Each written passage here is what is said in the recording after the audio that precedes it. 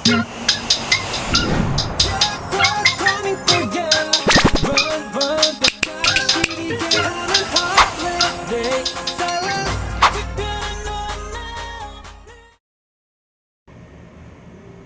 morning guys. Ngayon ay April 29, 2024.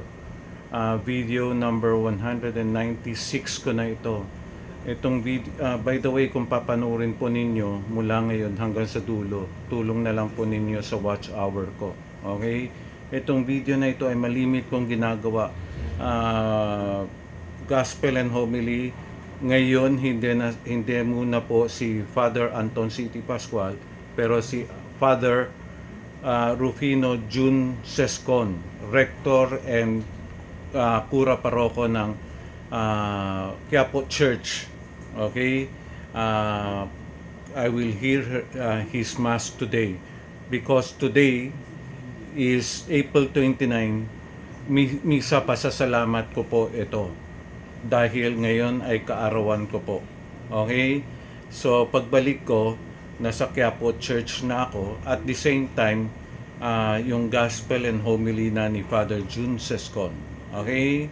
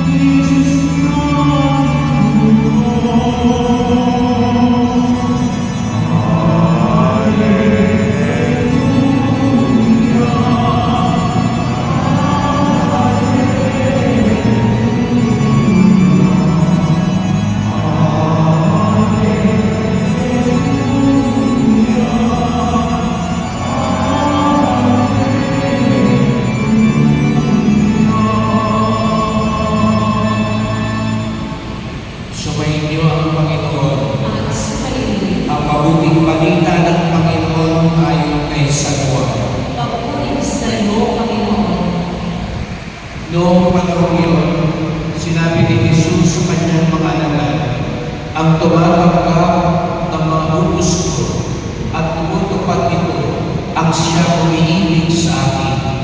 Ang umiibig sa akin ay ibigin ng aking Ama. Iibigin ko rin siya at ako'y lubusang magpapakilala sa kanya. Tinanong siya ni Judas, iyang Iscariote, Panginoon, bakit po sa amin lamang kayo magpapakilala ng lubusan at hindi sa sanlibutan? Sumagot si Jesus, ang umiibig sa akin at tutupad ng aking salita, iibigin siya ng aking Ama at kami isa sa Kanya at mananahan sa Kanya. Ang hindi umiibig sa akin ay hindi tumutupad sa aking mga salita. Hindi akin nagsalita ang narinig ninyo, kundi sa Amang nagsugo sa akin. Sinabi ko sa inyo ang mga bagay na ito, samantalang kasama pa ninyo ako. Ngunit ang patnubay, ang Espiritu Santo, na susugurin ng Ama sa pangalan ko, ang siya magtuturo sa inyo ng lahat ng bagay at magpapaalala ng lahat ng sinabi ko sa inyo.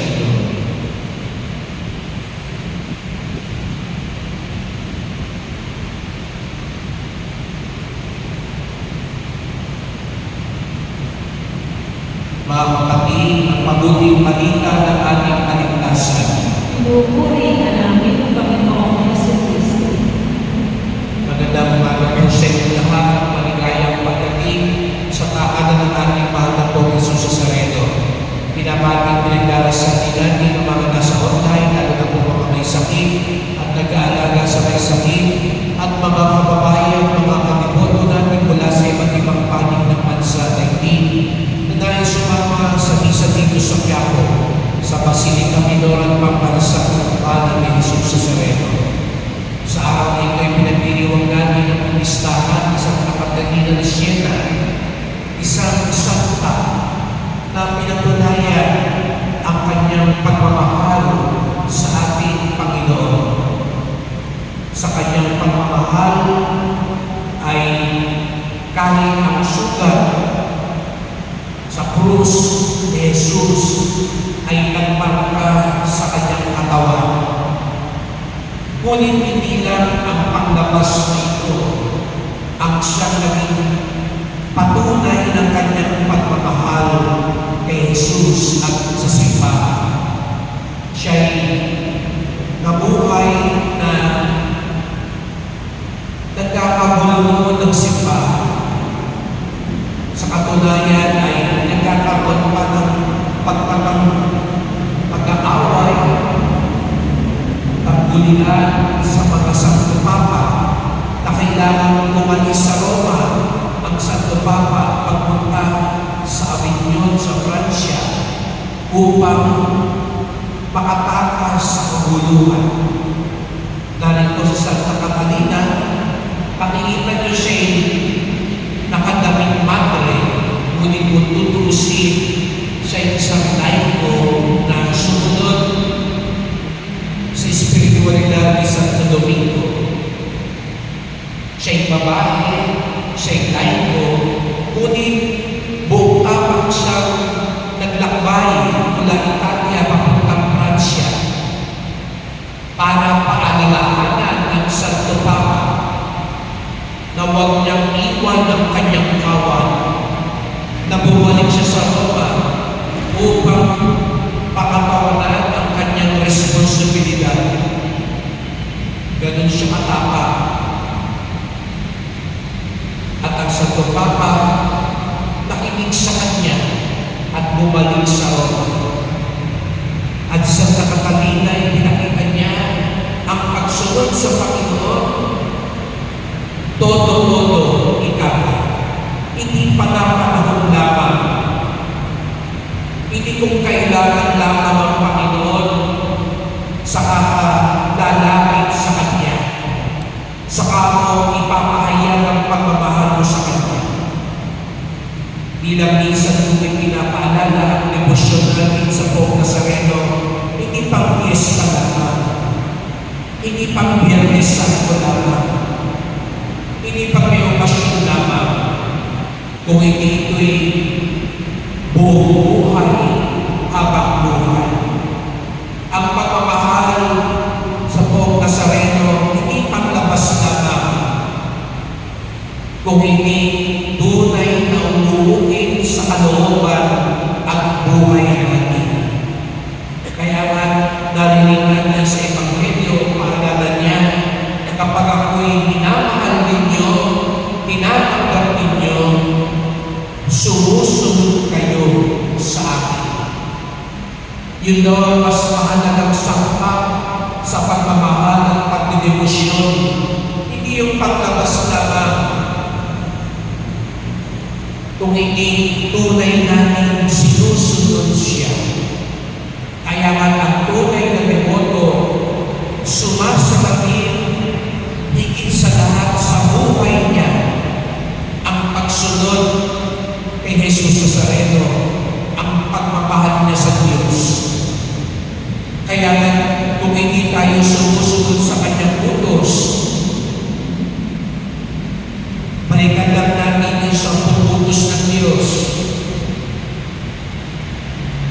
Kung sinasabi natin mahal natin ang Diyos,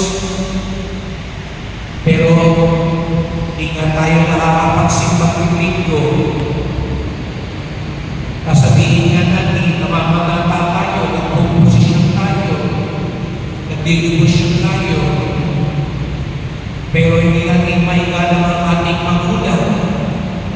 Hindi tayo maging tapat sa ating asawa. Hindi tayo tapat sa pamumuhay. Hindi tayo nagsasabi ng totoo. Nananakit tayo ng kapwa natin. Saan pa natin patutunayan ang pagmamahal natin sa Diyos? Kung tunay natin siya mahal, siya ang nagpapatakbo ng buhay natin.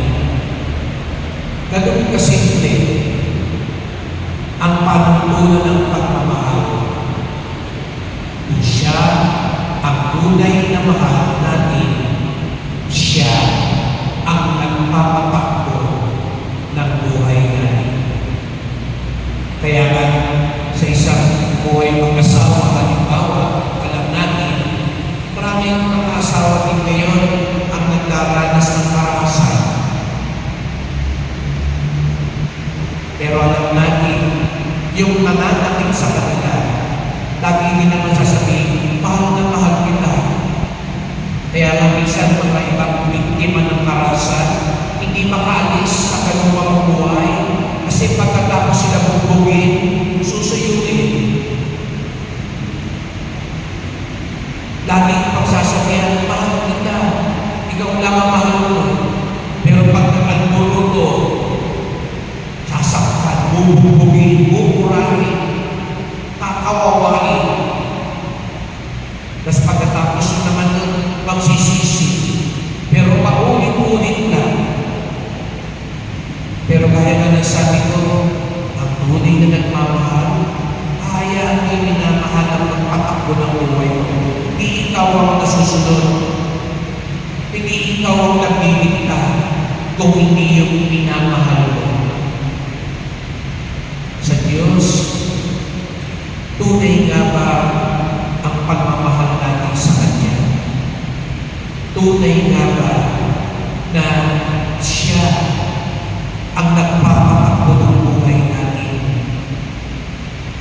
Ipagdasal natin na katulad ni Santa Catalina de Siena, ang ating debosyon, ang ating pamamanata, ang ating pagiging Kristiyano, sumadami hindi lamang sa panlabas at pagsalita at pangokasyon na pagkakataon, kung hindi buong buhay, habang buhay, mahal natin ang Diyos dahil sinusunod natin ang Diyos.